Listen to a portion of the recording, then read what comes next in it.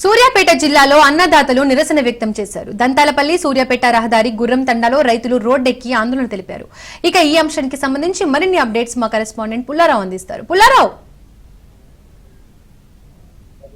ఈ రోజు సూర్యాపేట జిల్లాలో అన్నదాతలు రోడ్డు ఎక్కడ జరిగింది. ముఖ్యంగా ప్రభుత్వ తీరు పట్ల మాత్రము వారు తీవ్రమైన ఆగ్రహం వ్యక్తం చేస్తున్న పరిస్థితులు నెలకొన్నాయని చెప్పవచ్చు. ఎందుకంటే ప్రభుత్వం అనేది చెప్తుంది ఐకేపీ సెంటర్స్, అదేవిధంగా పిఐసిఎస్ఎస్ సెంటర్స్ మార్కెట్ ద్వారా మేము ధాన్యం కొనుగోలు చేస్తాము.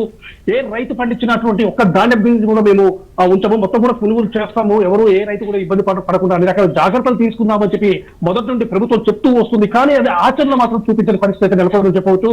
తెలంగాణ రాష్ట్ర వ్యాప్తంగా కూడా ప్రభుత్వ తీరు పట్ల మాత్రం అన్నదాతలు మాత్రం తీవ్రంగా ఆందోళన వ్యక్తం చేసిన పరిస్థితి నెలకొన్నాయి. ముఖ్యంగా సూర్యాపేట జిల్లాలో ఈ రోజు సూర్యాపేట దంతాలపల్లి రహదారిపై రైతులు అనేవారు చేరుకోవడం జరిగింది. అక్కడ రోడ్డుపై కూడా కంచె వేసేసి ఆ కంచె వాళ్ళు పండించినటువంటి ధాన్యాన్ని ఆ యొక్క వడ్ల రాసులను తీసుకొచ్చేసి ఆ రోడ్డుపై పోసి తగలబెట్టిన పరిస్థితి నెలకొంది. ఈ విధంగా ప్రభుత్వానికి తమ యొక్క నిరసన తెలియజేసిన పరిస్థితి నెలకొందని చెప్పవచ్చు. ముఖ్యంగా అన్నదాతలు ఒకటే చెప్తున్నారు, గత ప్రభుత్వ హయాంలో మేము పండించిన పంటకు వెంటనే మద్దతులు చెల్లించారు, అదేవిధంగా కొనుగోలు చేశారు, మాకు చెల్లించాల్సిన డబ్బులు కూడా వెంటనే మా యొక్క అకౌంట్ లో జమ చేశారు. కానీ ఇప్పుడు ప్రజెంట్ గా ప్రభుత్వం వచ్చిన తర్వాత, కాంగ్రెస్ ప్రభుత్వం కొనుగోలు తిరిగిన తర్వాత పూర్తి స్థాయిలో మమ్మల్ని పూర్తి స్థాయిలో నష్టపోయే విధంగా చేస్తున్నారు. ఎందుకంటే ప్రభుత్వం అనేది మేము కొనుగోలు చేస్తాము, తప్పనిసరిగా మీరు ఎలాంటి ఇబ్బందులు పడొద్దని చెప్తున్నారు, కానీ ఆచరణ మాత్రం చూపించిన పరిస్థితి ఉంది. ప్రజెంట్ మీరు చూస్తే మాత్రము ఇప్పటికి కూడా ధాన్యం అంటే వరి కోత కోసి కూడా దాదాపు నెల రోజులు దాటి నెల రోజులు దాటినా కూడా ఇప్పటికి కూడా వడ్లు కొనుగోలు పని చేయలేదు. ఇప్పటి కూడా ఎవరు కొనుగోలు చేయడానికి ముందుకు రావట్లేదు.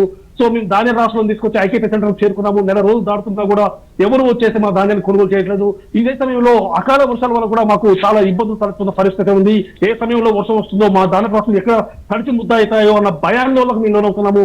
సో ఇంత జరుగుతున్నప్పుడు కూడా ప్రభుత్వం కానీ ప్రభుత్వ అధికారులు కానీ ఎవరు కూడా మా దగ్గరికి వచ్చి మా మొర ఆలకించిన పాపాన పోవట్లేదు అని చెప్పేసి కూడా అన్నదాతలు వాపోతున్న పరిస్థితి అయితే ఉండడం జరిగింది. గత నెల రోజులుగా ఎదురు చూస్తున్నాము, ఎవరు కూడా రావట్లేదు, మా ధాన్యాన్ని కొనుగోలు చేయట్లేదు, లారీలు లేవని ఒకరు చెప్తున్నారు, అదేవిధంగా గన్ని బ్యాగ్స్ లేవని చెప్పి ఒకరు చెప్తున్నారు. ఈ విధంగా ఏదో ఒక చెప్తూ వస్తున్నారు తప్ప మా ధాన్యాన్ని కొనుగోలు చేసే పాపన పోవట్లేదని చెప్పేసి కూడా అన్నదాతలు వాపుతున్న పరిస్థితి ప్రజలుగా నెలకొంది. సో ఈ విధంగా ఎన్ని రోజులను మేము భరించగలము? ముఖ్యంగా మేము ధాన్యం రాష్ట్రం ఇక్కడ తీసుకొని వచ్చాము, మాకు పెట్టుబడి పెట్టినటువంటి ఎవరైతే పెట్టుబడిదారులు ఉన్నారో, అంటే ఆసాములు ఎవరు ఉన్నారో వాళ్ళు కూడా తమ ఒత్తిడి చేస్తున్నారు. ఎందుకంటే మీరు వరి కోసి చాలా రోజులైంది కదా, మీకు ఎందుకు డబ్బులు రావు, మా యొక్క డబ్బులు వెంటనే చెల్లించండి అని చెప్పి వాళ్ళు చెప్తున్నారు. అదేవిధంగా వరి కోత కోయడం కోసం అని చెప్పి తీసుకొచ్చినటువంటి వరి కోత మిషన్లకు సంబంధించినటువంటి వ్యక్తులు కూడా వస్తున్నారు, మాకు సంబంధించి డబ్బులు చెల్లించండి. కానీ ఇక్కడ చూస్తే మాత్రము మేము తీసుకొచ్చినటువంటి ధాన్యాన్ని మాత్రం ఇంతవరకు ఎవరు కొనుగోలు చేయట్లేదు. సో ధాన్యం కొనుగోలు చేయకపోవడం వల్ల ఏ విధంగా మాకు డబ్బులు వస్తాయి, ఏ విధంగా వాళ్ళ యొక్క అప్పులు తీర్చాలి అని చెప్పేసి వారి యొక్క తమ యొక్క బాధలు మొత్తం కూడా వాళ్ళు చెప్తున్నటువంటి పరిస్థితి ఉండడం జరిగింది.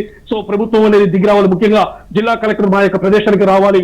సో మాకు సంబంధించినటువంటి ధాన్యాన్ని వెంటనే కొనుగోలు చేయాలి, లేకపోతే మాత్రం ఈ యొక్క ధర్నాను రాష్ట్ర ఒకరు విరమించము అని చెప్పేసి కూడా రైతులు తెగేసి చెప్తున్న పరిస్థితి ఉండడం జరిగింది. ఈ రైతుల ధర్నాను ఆపు చేయడం కోసం చెప్పి పోలీసులు యంత్రాంగం కూడా రావడం జరిగింది. చెప్పే ప్రయత్నం రైతులు మాత్రం ఒకటే చెప్పుకుపోతున్నారు, తప్పనిసరిగా కలెక్టర్ రావాల్సిందే, మా ధాన్యం కొనుగోలు చేయాల్సిందే, అప్పుడే మేము ధర్నా విరమిస్తామని చెప్పేసి కూడా రైతులు భీష్మించుకొని కూర్చున్న పరిస్థితి ఉంది. ఇదే సమయంలో బీఆర్ఎస్ పార్టీకి సంబంధించేసి రేపు వజ్రోత్సవ సభలకు సంబంధించి వెళ్తున్న క్రమంలో కూడా మాజీ మంత్రి జగదీష్ రెడ్డి ఆ యొక్క రైతులకు సంఘీభావం తెలిపిన పరిస్థితి ఉంది. సో మీ యొక్క ధాన్యం అనేది తప్పనిసరిగా కొనుగోలు చేసేదాకా మీకు మద్దతు మేము ప్రకటిస్తామని చెప్పేసి కూడా జగదీష్ రెడ్డి చెప్పినటువంటి పరిస్థితి నెలకొంది. కాకపోతే రైతులు మాత్రం ఒకటే చెప్తున్నారు, ఎంతో 6 కాలం కష్టపడి మేము పండించిన పంటను అమ్ముకోవడానికి ఈ విధమైనటువంటి ఇబ్బందులు పడాలా, కాంగ్రెస్ ప్రభుత్వం వచ్చిన తర్వాత ఇన్ని రకాల ఇబ్బందులు ఫేస్ చేయాలా, ఇప్పటికైనా ప్రభుత్వం మా దైవం చేసి తప్పనిసరిగా మా ధాన్యాన్ని కొనుగోలు చేయండి అని చెప్పి రైతులని వారు చాలా దీనంగా వేడుకున్న పరిస్థితి ఉంది. Right Pullarao, thank you.